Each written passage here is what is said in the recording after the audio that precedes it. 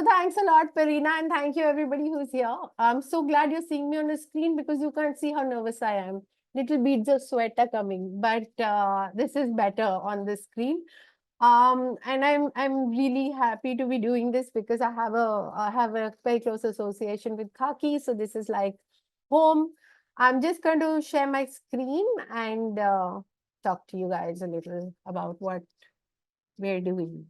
So give me a second.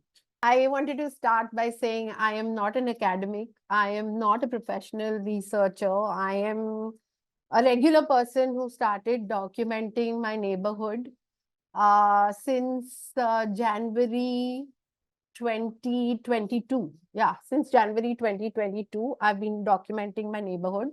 Um, I started in, whichever way I knew, in whatever way I could do it. But I think somewhere along the way, I've kind of picked up some kind of process and rigor.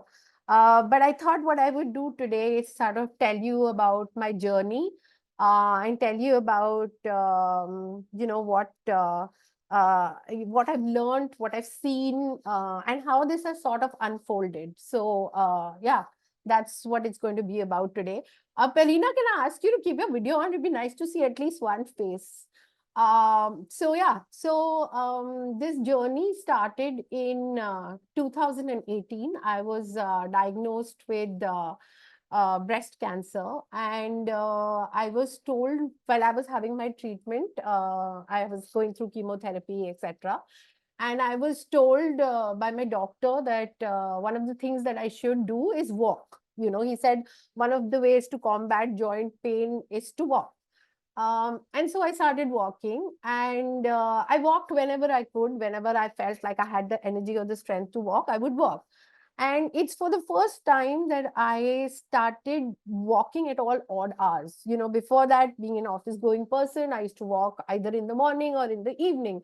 And now I was walking like at 12 o'clock in the afternoon, I was walking 2 o'clock in the afternoon, 3, 4, whatever time, suited me and was convenient for me.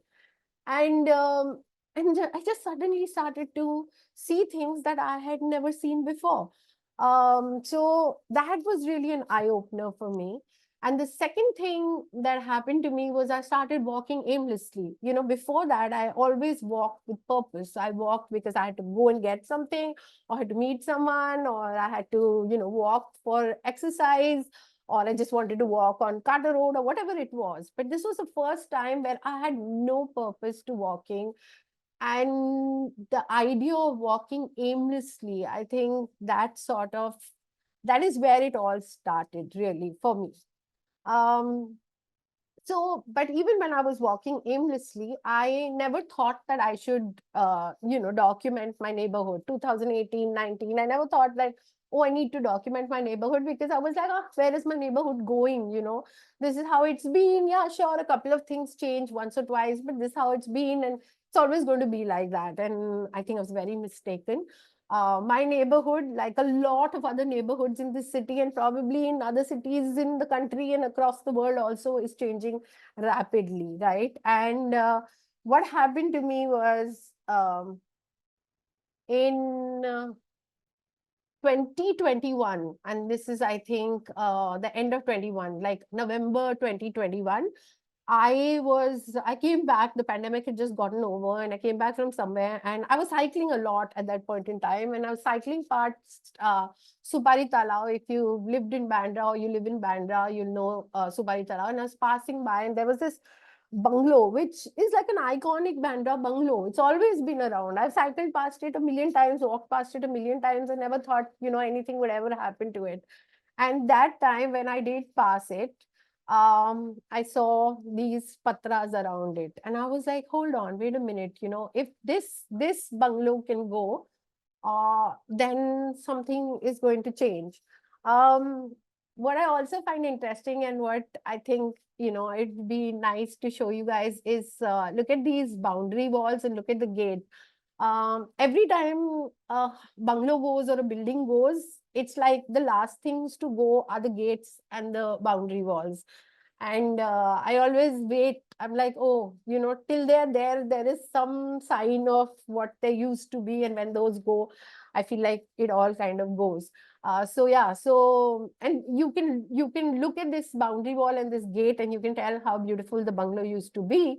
And this is what it looked like. It's called the Sores Villa, and it was just beautiful. So in 2021 November, this is what I saw. And before I go further, I just want to tell you one thing. A lot of times when I document houses or when I document buildings that are either gone or, I'm talking about them, I get a lot of people telling me that, oh no, how could they? Why could they? Why did they? Etc. And, I'm just like, that's not the question. And that's really not what you're here to address. It's their house. They can do whatever they want with it, right? And our heritage laws are not good enough to kind of support people financially when they want to, keep these kind of houses. And also, Bandra has an aging population, children have all left. So there could be many, many reasons. So I'm not very encouraging of those kind of comments. I love the other kind of comments that people write, like, oh my God, I remember all the meals we ate at your house, or I went to tuition with the kids who lived here, or I learned French from this uncle and I remember the parties on the terrace. Those kind of comments, are great. And I would rather that we sort of focused on that, whenever we spoke about these things. This was another set of beautiful twin bungalows very close to where I live. Again, I never thought that they would go. I passed them like 1 million times. Because I never thought they would go. I never bothered to look at them in detail. I looked at them, but I never bothered to record those details really. And then one fine day I was walking past and I was like, and you know how it was in the pandemic, you're not always like, stepping out and going down that road. So, and then I saw this patra and I saw it was being broken. This is what it looked like. There were two twin bungalows. It was called the Gabion and the Crescent. This is the Gabion. Again, if you can see these grills here, just see the way it's built. It's beautiful. This wall in itself is so beautiful. And even the gate, the grill has like this sunburst pattern on it as well, which you can see here, like this radiating sun out here.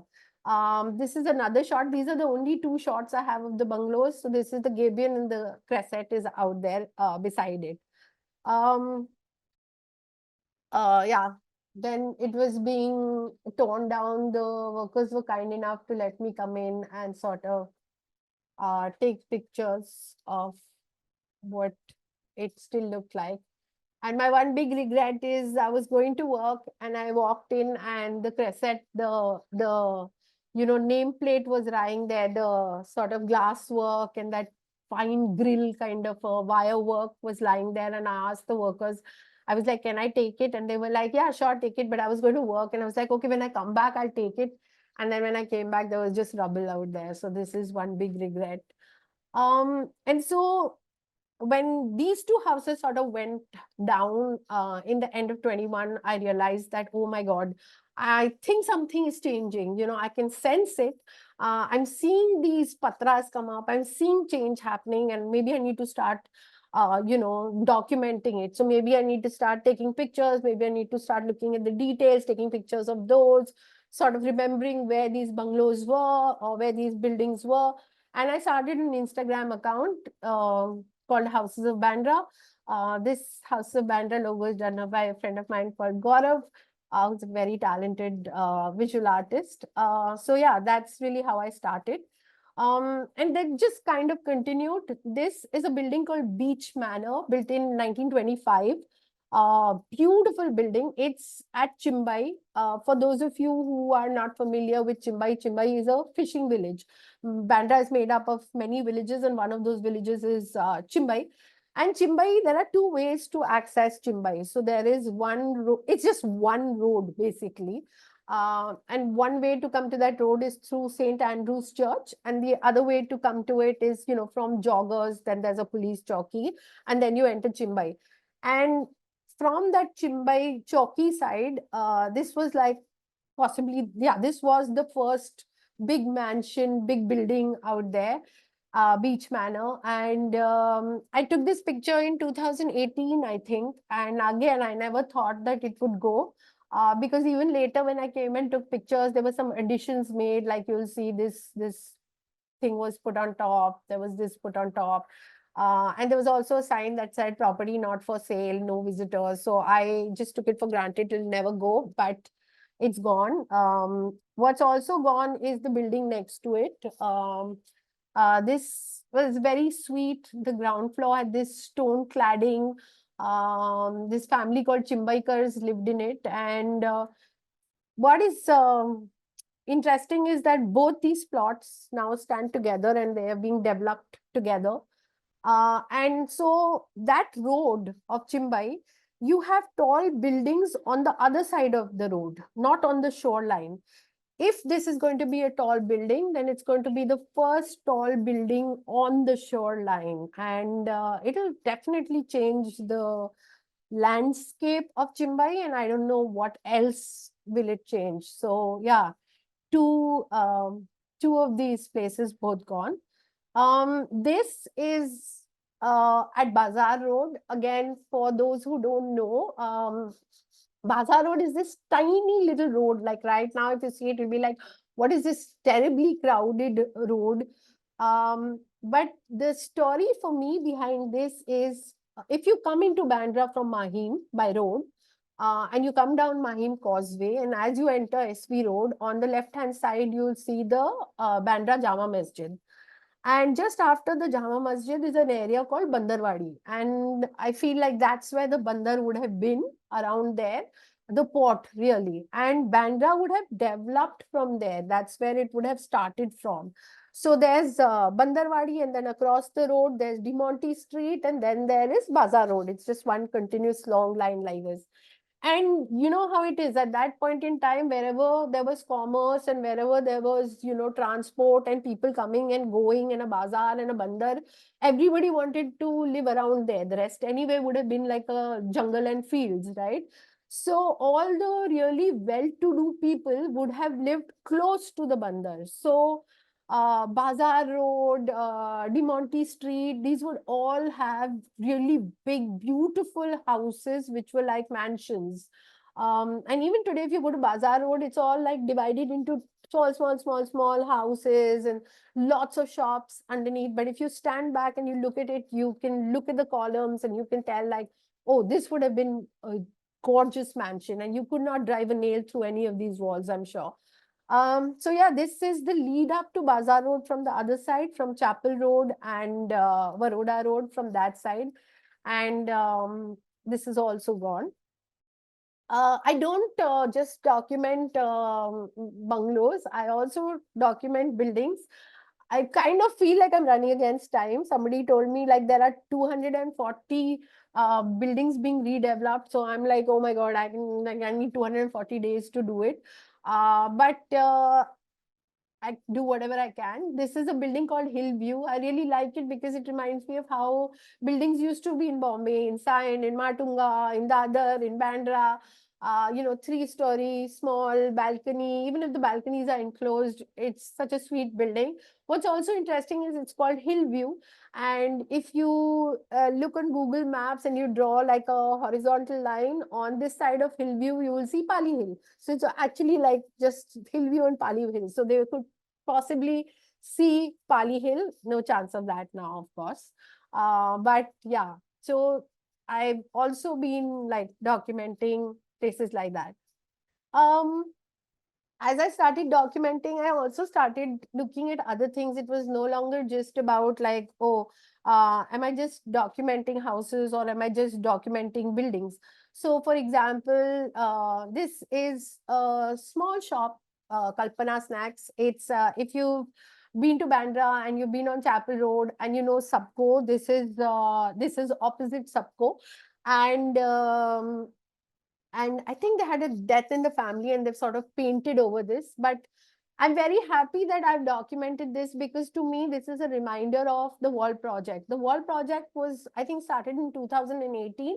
It was a community-led initiative. It was started, I think, by 2 or 3 or 4 people who were renting in Chapel Road or living in Chapel Road. And they were NID students, and they decided that why don't we paint the walls outside houses, outside shops, on shutters, and it became a community movement. And the best part is the people of Chapel Road sort of embraced this and allowed them to create this. It became such a big thing that you had other people joining it. Normal people like me, like everyone else, could join in, could paint. You had graffiti artists from all over the world coming and painting. And I know that graffiti is not supposed to be permanent, it's supposed to be ever changing, but it's nice to have a record of that. And so I have a record of all the old graffiti as well, and how that whole process of graffiti, of wall painting kind of started in Bandra. Um, this, I guess a lot of you would know, is Veronica's uh, on Baroda Road. What is interesting is that before it was Veronica's, it was Jude Bakery. This is a picture of this when it was Jude Bakery. Now, another thing that has happened is when I talk to a lot of the old timers who've lived in these villages, they all tell me that the soundtrack of the villages early in the morning, like 5 a.m., if you live near a bakery, was the sound of trays being stacked. So 5 a.m. is a very busy time in a bakery, because that's when the pow is coming out of the wood-fired oven, and then it's like being banged out of the tray, and then the trays are being stacked, right? So that's the soundtrack. I've had people on Chapel Road who live next to the bakery. I've had somebody who's grown up at Hirsch Bakery, somebody who's lived here in Baroda Road. All these people have always spoken about this soundtrack of the bakery. And recently there's been this whole conversation about how wood-fired bakeries need to change and turn to electric bakeries. And plus, also with gentrification, so much of this is changing. And I don't know if people who've been to Veronica's even know that at one time it was Jude Bakery. But what's also interesting is between Veronica's and Jude Bakery was this. So when Jude Bakery closed down at some point in time, it was just lying there, and Street Art India had their first exhibition in Bombay. I think it was in 2018, and yeah, 2018, I think. And very interestingly, they got and Street Art India does this. They take art to the streets, right? And I thought it was very nice that they got an artist from Lisbon, because there's such a Portuguese connection as far as Bandra is concerned, to come and paint this.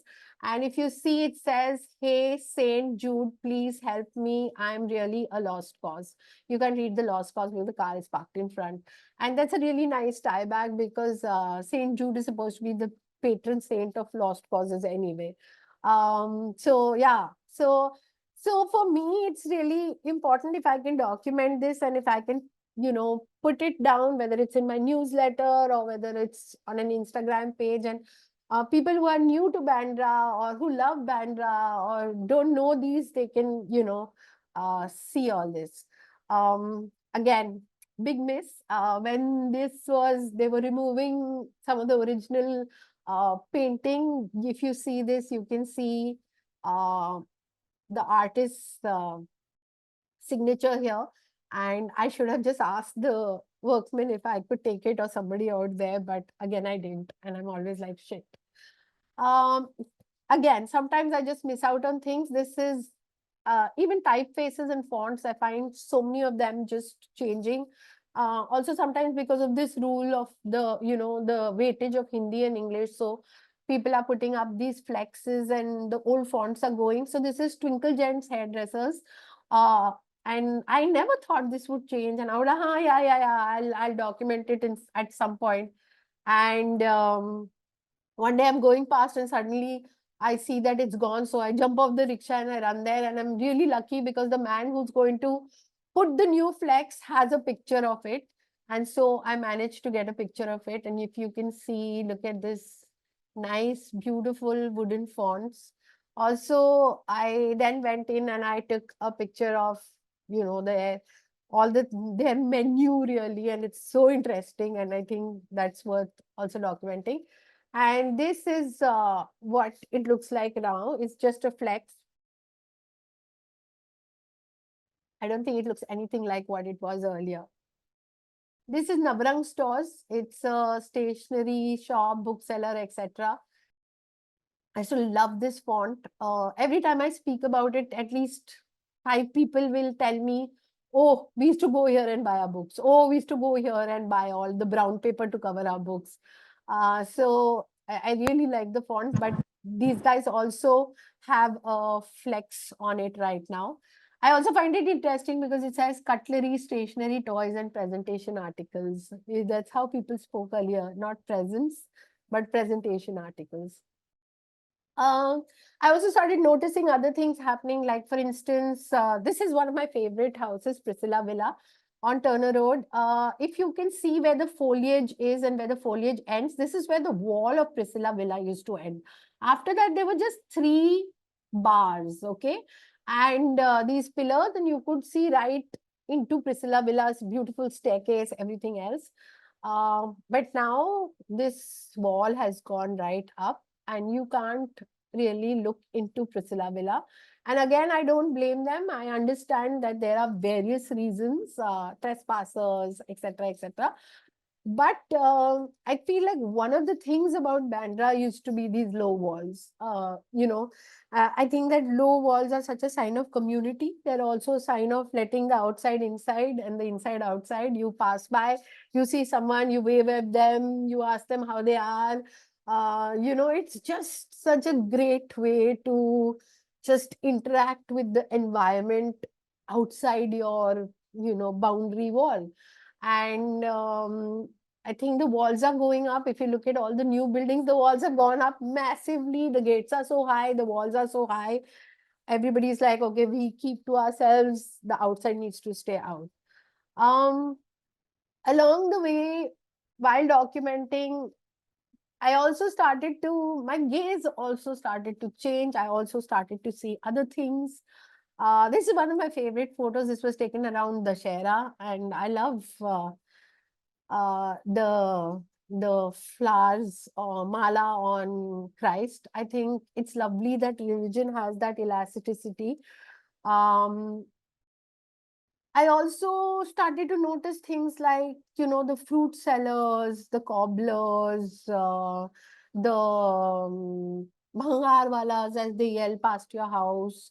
This is what my friend Gopal or Mumbai Post, who's also done a talk with Khaki Labs, what he calls walking economy. I think like when we had these kind of trees and we had these low walls, especially the trees, with the newer sort of buildings, we don't even have this kind of shade or these kind of trees. They gave space to people who were part of this walking economy to rest for a while, right? And we're taking that away as well. um Also started to notice just small things like this is at Danda actually. I love how they've just displayed fish. I love the waves on the wall. This is again at Chimbai. I saw this lady stringing bombil, and it was in the shade, not really in the sun. So if you look at the back, you can see these bamboo poles and you can see this net. So when bombil is actually put out to dry, it's put out there. So I was wondering why is she putting it here? It's not really, going to dry here. It's not going to become sukha bombil. So I asked her and she said, no, no, I'm not drying it for that. I'm drying it to cook it for lunch. I'm going to let it roast in the sun for 2 or 3 hours and then I'm going to take it in and then I'm going to cook it. And I'm like, this is the ultimate slow cooking. Before all the fancy restaurants came to Bandra, slow cooking was already happening in Chimbai. Chimbai is my favorite because you'll see if you go to Chimbai Jetty between 7 and 8 in the morning when it's not the monsoon, you'll see the boats coming in with the catch. And these are people who fished for generations. They'll be bringing their boats in, and behind that you can see bandstand, and you'll see people be going to office in their cars, and you're like, wow, both sort of coexist right here. I also love Chimbai because I love that watching what they do in this period when the boats are up and there's no fishing. It's a time for like resetting. So people will be getting their hair cut, they'll be mending their nets, they'll just be chilling. And it's so nice the fact that they are still so connected to nature and they have that time to sort of reset. I also started noticing public spaces a lot more in Bandra. We have the steps. We have this outside St. Stephen's. We have one which is called the Bomanji steps to come up to Mount Mary. And I started, this is an affluent neighborhood, and you have like everybody has domestic help. And where do they rest between two jobs? Where do they go and where do they sit and where can they get like 5 minutes to just sit down? And these public spaces give them that. And there are not too many. Unfortunately, there's only like couple of these spaces that exist for people to stop, but I hope they continue to exist. This is like on a Sunday, if you're walking in Bandra, you will not just see newspapers on the doors, you'll also see the power on the door. I've also been documenting some plaques. This is some of them. This is the plaque that sort of commemorates Turner Road. This road was opened on 1st of March 1913. It's quite, it's just on one side. When you come out of the station, there are some thela gadis and it's kind of sunken into the ground. So I've just taken lots of pictures and kept it as a record. This is the Bandra Municipal New Town Market, it says. This is in the 1930s. It's tucked away behind some shops and these vegetable sellers. In a way, I'm guessing it's good that these vegetable sellers are there because it's like at least there. There are two plaques with all the names and everything else. So I also document that. And as I've been doing all this, I've also got a chance to start talking to people. That was the progression. People started talking to me on Instagram or talking to me when I'm out. This Kim Dilima, whose house it is, her in-laws' house actually. She was one of the first people to reach out to me when I posted about this house, and I got myself invited to tea. Kim was very sweet. And her great grandfather-in-law, yeah, built this, I think. Yeah. Or grandfather-in-law built this. The house is more than 80 years old, so grandfather-in-law built it, and the house is more than 80 years old. He worked with the railways. They told me a lot about Ranvar, some of the traditions like the Christmas fund. It was, the railway pass fund. So it was interesting. I think it was really nice that the natural progression was that I got to start talking to people who have lived here. Um, these are also house names. This is, oh yeah, so I have to make sure that I get the names correct. I've written them out, so I'm just going to make sure that it's, yeah. So I used to see these names and I used to be like, what are these names? What does Andor really mean? So Andor is right next to Andorra, the bakery, and this is their house. And I always wondered, I was like, what does Andor mean? And then I asked Colin, and Colin said his father's name was Andrew and mother's name was Dorothy, and that's how Andorra came. And Bandra has a lot of these very sweetly named houses, and you'll never guess, like Roma. I was once walking past and I asked this lady who was outside, I was like, well, how come it's named Roma? And she said Robert and Martha. So the RO and the MA. And yeah, so if you walk around Bandra and you notice these things, eventually you'll get to speak to someone who will start telling you all this, and it'll all start to fall in place and you can piece it together and then you can document it. And that's really what I do. That's my aim.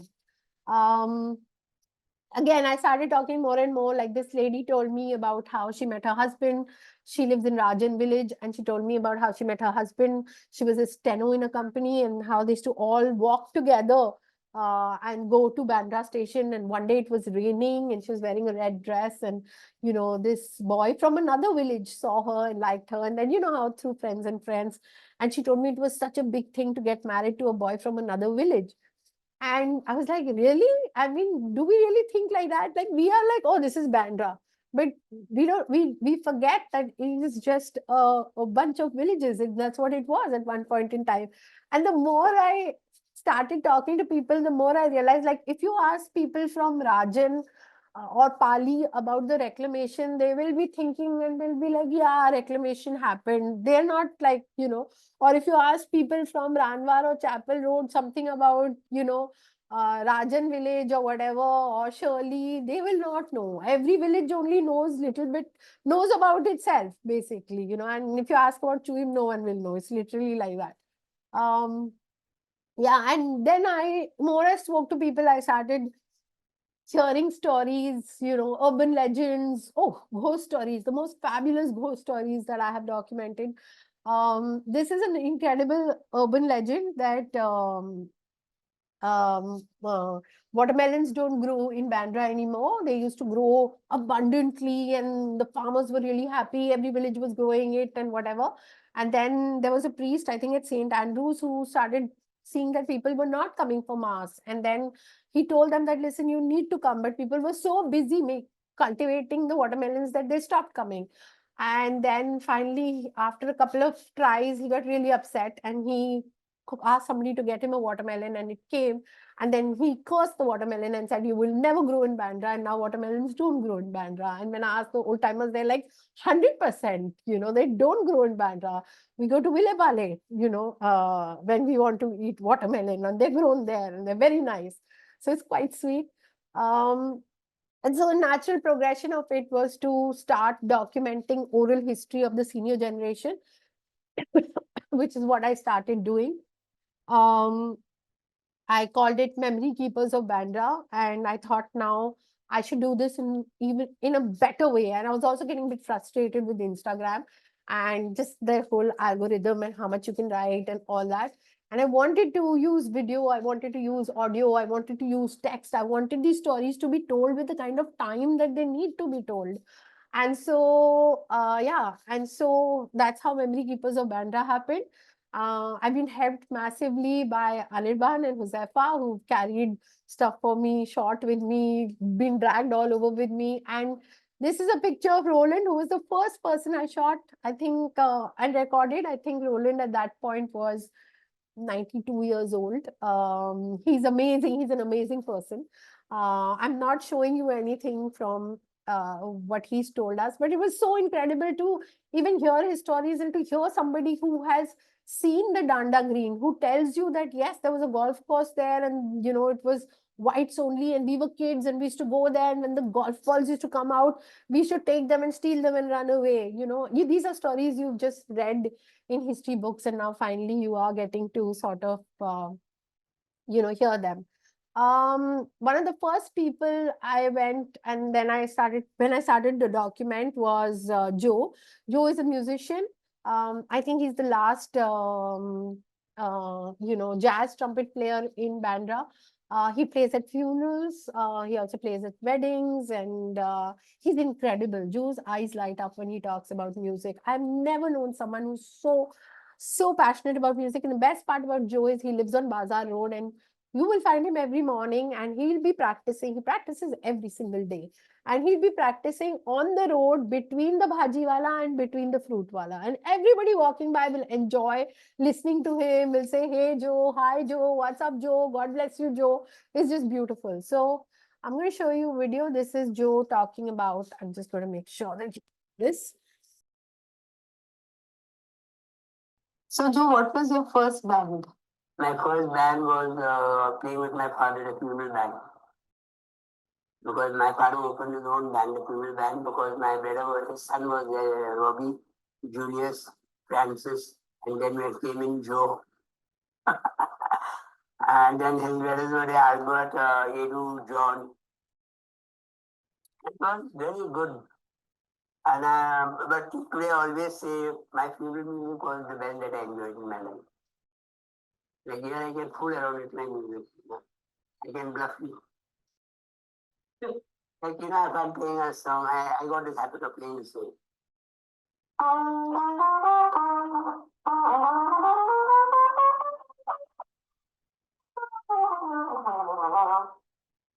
mean, you have not understood what happened, but only I know what happened. It's very difficult to play like this. Yeah, so there's a lot of stuff that I've spoken to Joe about. His life, Um, his father was a fisherman, and his mother sold the fish at the municipal market at Bazaar Road. And the sea was everything to them. That's where they learned the sound. He keeps talking about the sound of the tide, and I'm going to show you a video. He keeps talking about, playing on dalda tins on the beachfront, catching fish, catching crab, catching fish on the shore. His life was the sea. I've also spoken to him about other things like prohibition, and how you would have like signals coming in, burning three matchsticks, and that's how they knew, because the sea came all the way up till Bazaar Road, literally, right? And then how people used to come, take all the, take it out, carry it on in tubes, take it off the boat, how liquor was stored in gutters. It's so interesting. I mean, this is all part of our history, and it's lovely to hear it from someone and to sort of document it. Um, but the more I kept talking to Joe, the more I kept thinking about how much he loves music and also how much he loves the sea. And then that brought me to something else. So I'm going to show you that as well. During the monsoon, we had four high tides. The first was like, no, the second one is raised up. The third was, that was the toughest, and the fourth one was calming down. So the wave is to come inside here. We are huge waves, man, because we could see, we knew what were waves. I seen the waves, there was a huge wave coming from right from a distance. It's coming like a live angel. And as it is coming closer to the edge of the shore, then it is to break off. You could see the front of the wave, white, whatever. And that time we had fright also, and my God, this wave is coming, this wave is coming, because and suddenly it is to break off. But I remember you told me you used to go swimming. And then we went during the low. We used to go swimming from this end to Shivaji Park. That time swimming was a hobby, and we just waited because we had the whole ocean for us. So we said, come on, let's do so. But suddenly one day we said we'll touch Shivaji Park. And we touched Shivaji Park.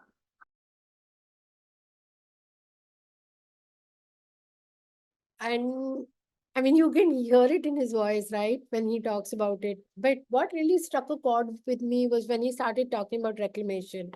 And these were, as he says, we were missing our sea, our swimming.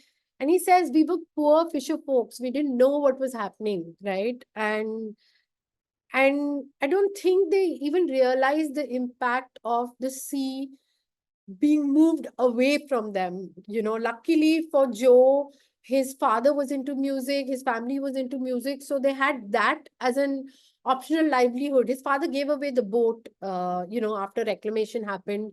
Uh, so they had music, but for a lot of other people, they probably didn't even have that. And that really struck a chord with me. Um, when he would talk to me about the sea, and when he talked to me about how much he misses it and how they missed all that, and that kind of stayed with me. And coincidentally, when I was talking to Joe, his student came to play music, and that student was Gary. And Gary told me that that's the first time we met and we become friends. And Gary told me that, you should come and speak to my father. My father also, loves history, and has been collecting a lot of old stuff and has a lot of things to say. And I was like, oh great. And I never knew where that would go. But then I went to speak to his father, and this is Tucky. And when we were speaking to his father, and Gary was also there, Anirban was there, I was there. We were talking about the family. They're one of the oldest families. They were talking about the family. They were talking about, where they live, everything. But the thing that I think that stood out for all of us again was every time he spoke about the sea, there was like this connection to the sea, which we don't have anymore, right? And these people had. And these are some of the things that Taki said. All my youth I spent in the sea.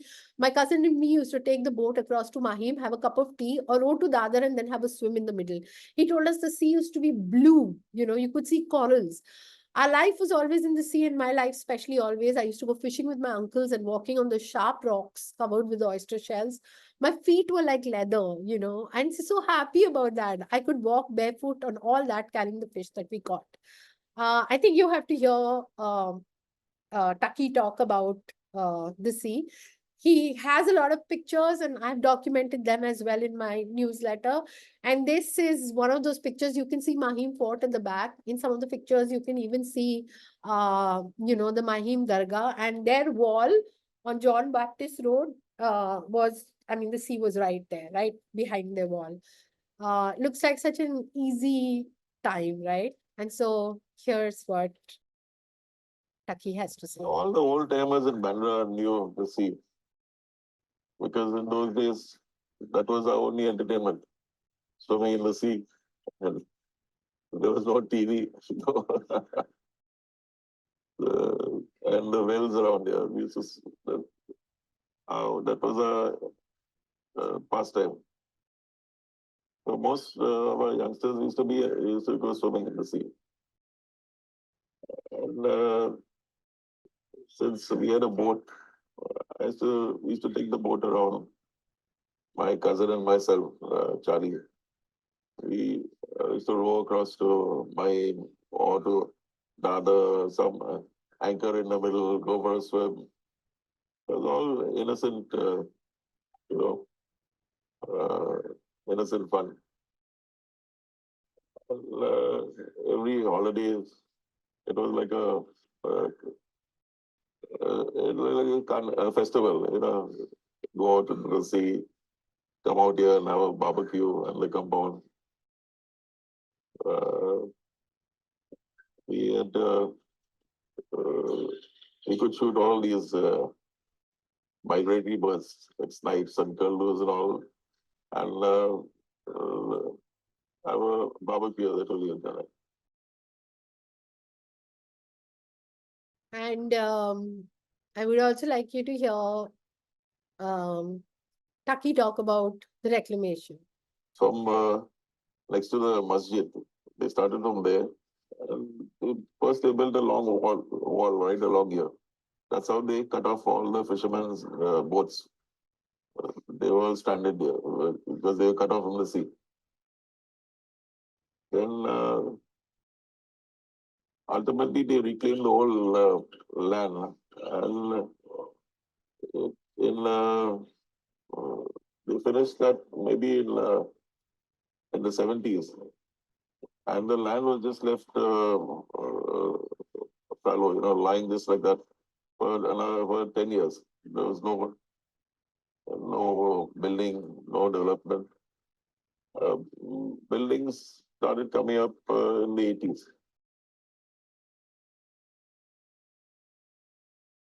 I think what happened during that conversation was somewhere, I think all of us just started thinking that, oh, this is something that, nobody speaks to us about. Gary said it's generational trauma, nobody talks about it.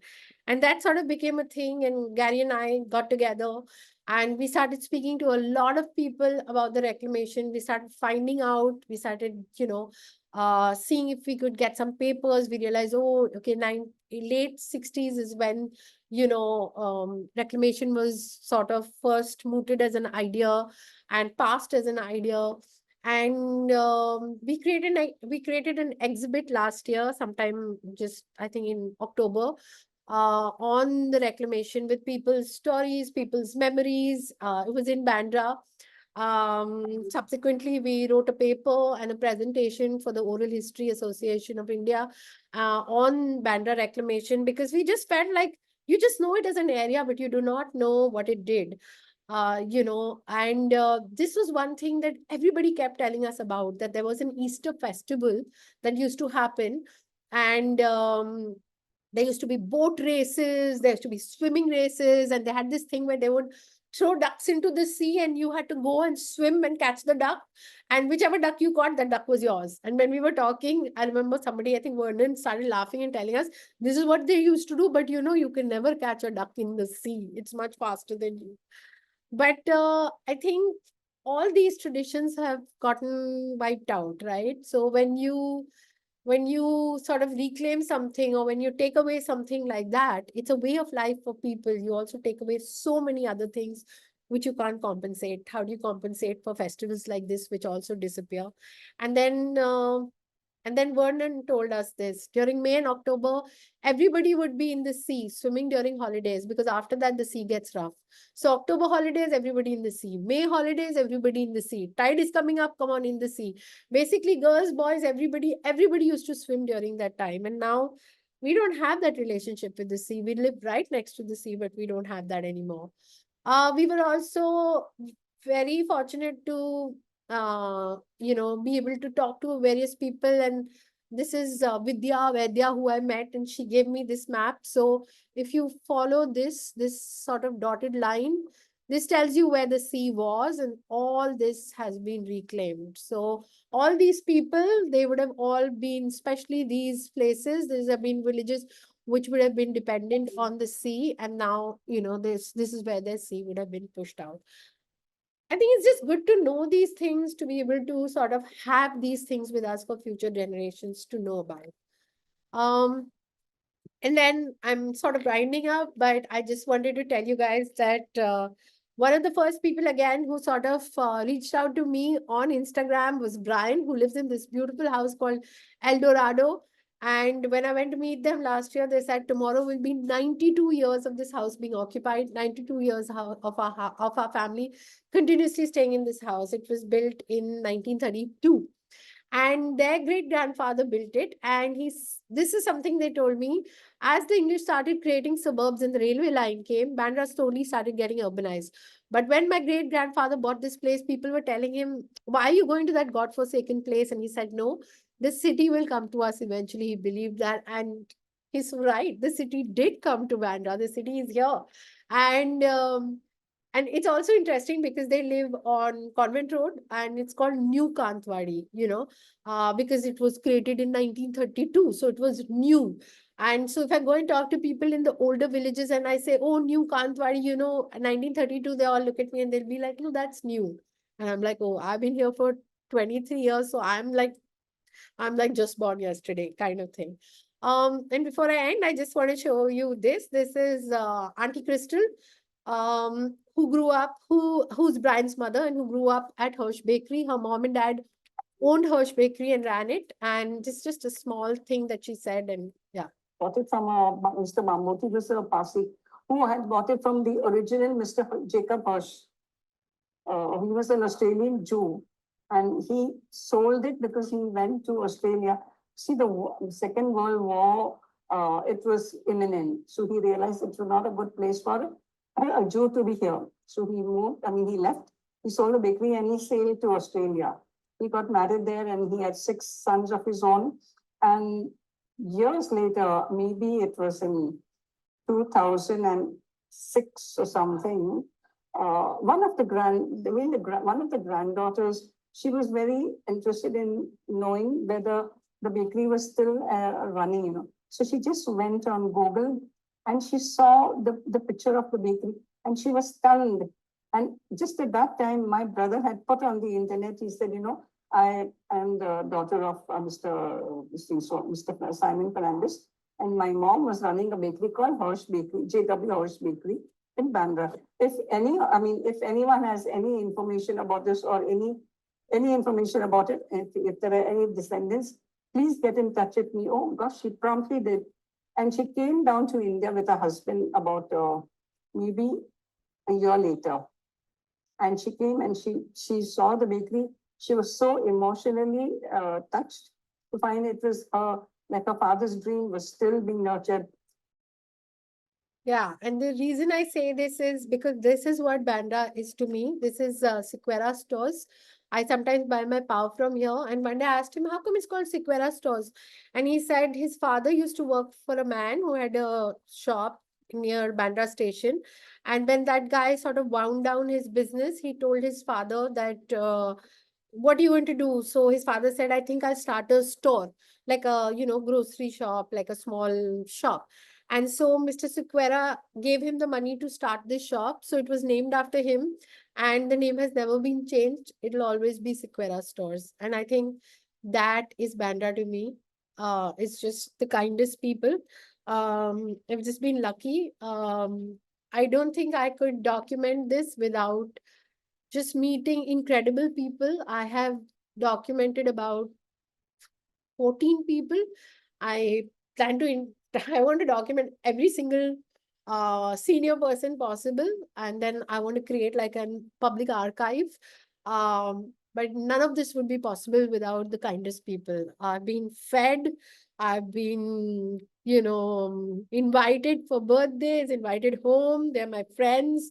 And I always say they like Kothmir, like Dhania, they just like scatter, like bless you, bless you, bless you all the time to me. And I'm like, yeah, I could do with all those blessings. So yeah, they're the kindest people. And that's it. Thank you. If you ever come to Bandra, please come and say hi. Thanks, Shormistha. Can everyone hear me now? Just a one thumbs up would do. Shormistha, can you hear me? Cool, super. Okay, that was just amazing. And like the amount of time and effort and passion and just like your heart and soul I can see is in this. And it's really, evident of how much you love doing this and how much you love Bandra. I think a lot of the comments have said the same thing.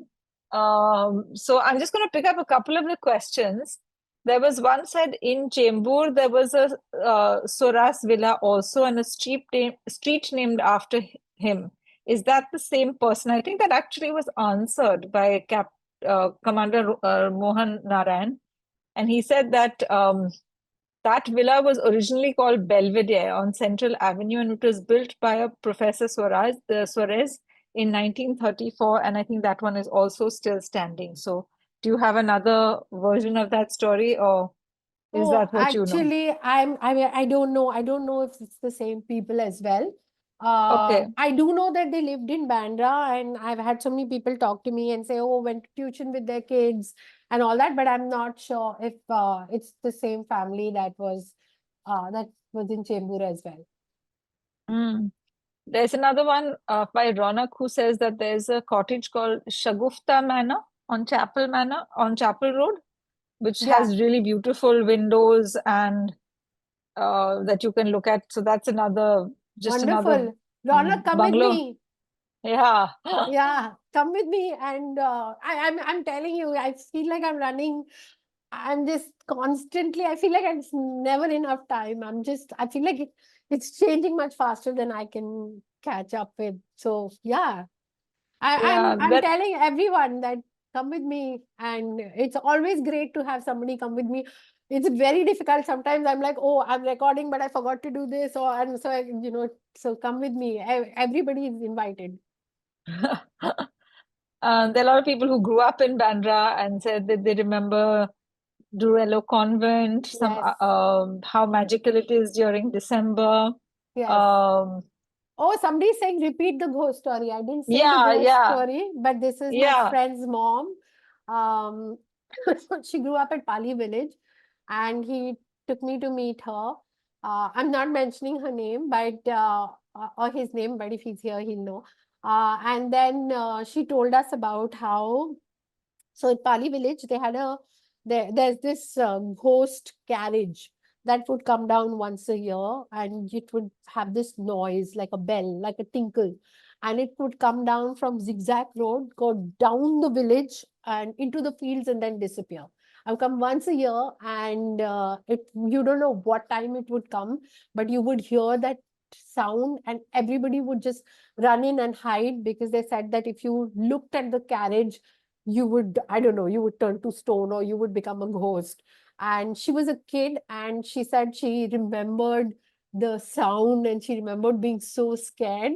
And yeah, and that was like the big carriage ghost story of Pali village. Yeah, so it would come down through the village, and I think they lived on that road right after Zigzag Road. Their house was among the first right now where Janta and all is, it's right there. So they would have been first in line when that carriage came down. Yeah. Okay, Jyoti has asked that, have you ever documented the different gates of the houses, and is there one particular one that you like? Yes, I have. I have been documenting the gates as well. I think my favorite is the gate at Priscilla Villa. It's very elaborate. It's just beautiful. You can't, the one in front is really small, so you have to go onto the side road. The house is on a corner, so go on the side and you'll see the gate. It's just gorgeous. All the old Art Deco bungalows also have just beautiful gates. Like I said, they're the last to go. Sometimes I'm like, can I just get the gate? But then I'm like, I live in Bombay, in a flat. Where will I keep the gate? So yeah. So yeah. Yeah, well, there's just like a lot of people saying how fantastic, and they wish that it was Thank you so much. longer, your talk. Did you face any resistance of people like not allowing you to take pictures or not saying things? I think I'm very conscious of the fact that like I don't take pictures inside people's houses, or even if they let me, I Yeah. don't put up anything which is inside without taking their permission. Because I don't want to put anyone in danger or anything like that. So I usually shoot from a street view, whatever I can see, which is public view. But when I get to know people and they're fine with me, I'm also I think I should be like quite ethical about this and polite about this. And, that's the only way to do it. But people invite me and say, no, come see my house. Have you seen my house? Come shoot. And that is so lovely. That is just beautiful. So, yeah. That is lovely. Yeah. And anyway, like lots and lots of compliments, and I think maybe you need to do Thank you part so 2 much. Thank you. of Thank this you. talk. But Thank you. I'm just wonderful. going to tell everybody the newsletters on Substack. It's called Memory Keepers of Bandra. Oh, somebody's saying there's a house on Yeah, sale, there was an normally underground bunker. Wow, built that's in. amazing. Wow, I want to know. Somebody today, by the way, in the morning told me that they have when the dock explosion happened, their father was somewhere close by, and some concrete or something just fell down. Not concrete, there was some metal which just came and fell in front of him, and he picked that up and he brought it, and he had it outside his house, and they don't live there anymore, and somebody else lives there. And he said, I'm not sure if that piece is still there. And I was like, can I please come with you and go there and see if that piece is still there from the dock explosion? But Urmila, please let me know which is this house, and if you can just drop me a message at Houses of Bandra, I would love to know more, and we could like just talk. Wow, Yes, underground bunkers. Yeah. anyone who has any stories, get in touch with Shormistha through the Insta handle, I Yeah, guess. you can. And yeah, You can write to me at housesofbandra@gmail.com, or you can even just drop me a message. okay, I'm just going to put that in the chat box. Houses of Bandra On at Gmail. Instagram, at gmail.com. Yep, and the same Insta handle. Yes. They said there's part of the rudder of a ship, the strychnine as St. James, yes, at Xavier School in Metro, yes.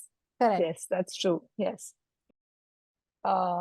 Okay, thank you everyone for joining in today, this evening, and we hope to see you next Saturday as well.